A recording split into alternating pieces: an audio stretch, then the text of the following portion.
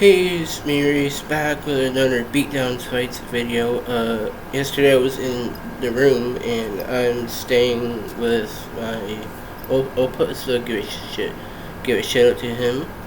I'm in the living room right now, so I really like doing these videos. I enjoy doing these, and I think we're sticking around for this channel, and I love doing fights. I do want to make it into my career someday. It's my dream to do that.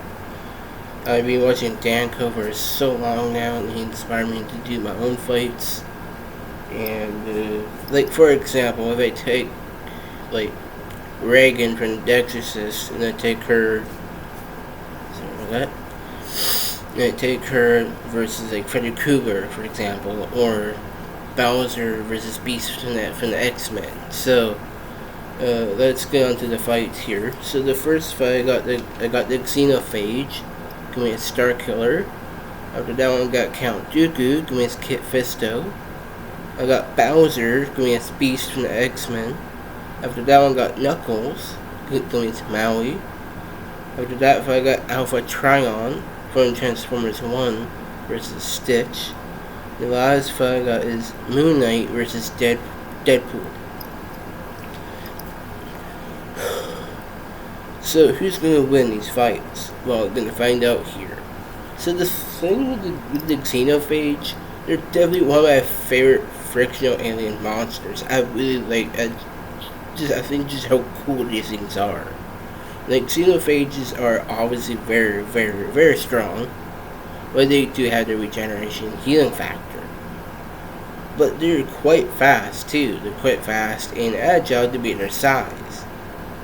But how about Starkiller? So the thing with Starkiller, he's definitely my favorite video game character of all time, at least number one.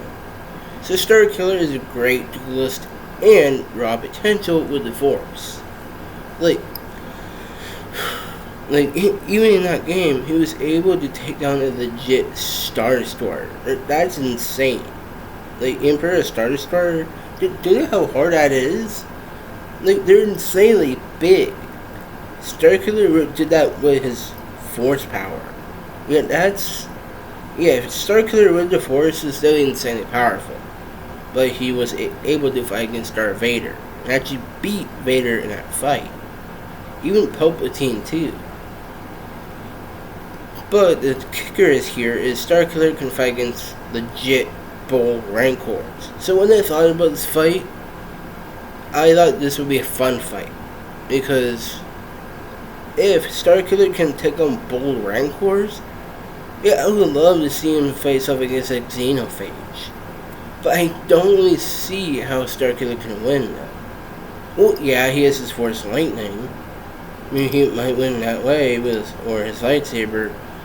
But I think the main advantage the Xenophage has is that regeneration healing factor. So I don't really see how Starkiller can counter that healing factor.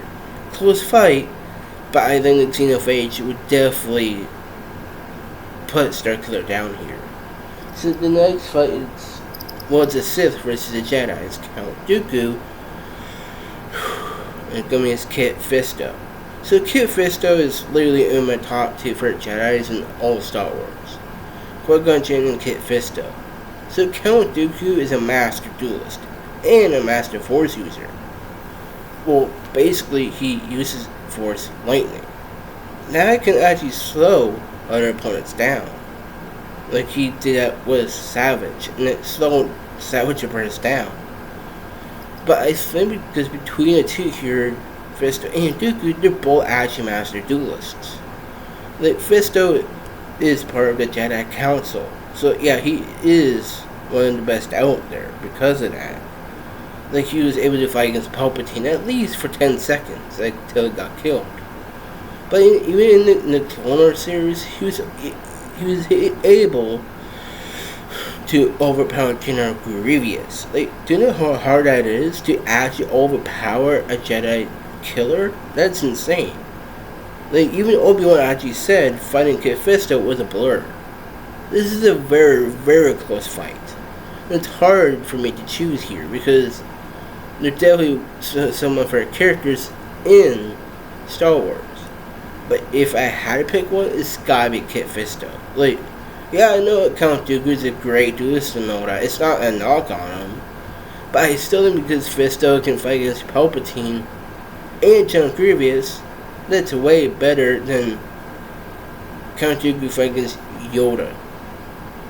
It is a close fight, but I think Kit Fisto should win that fight. So, next fight is Bowser against Beast from the X-Men. But who wins this fight though? So Bowser and Beast are both physically strong. Let's just put it lightly.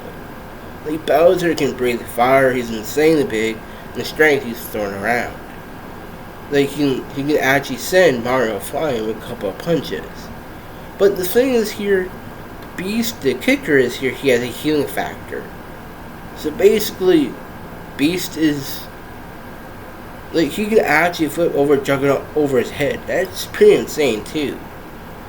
But the thing is, I think it's Beast's speed and agility what really does it for me here. Like, even he actually able to catch Hawkeye's arrow with his toes. That's how fast Beast is.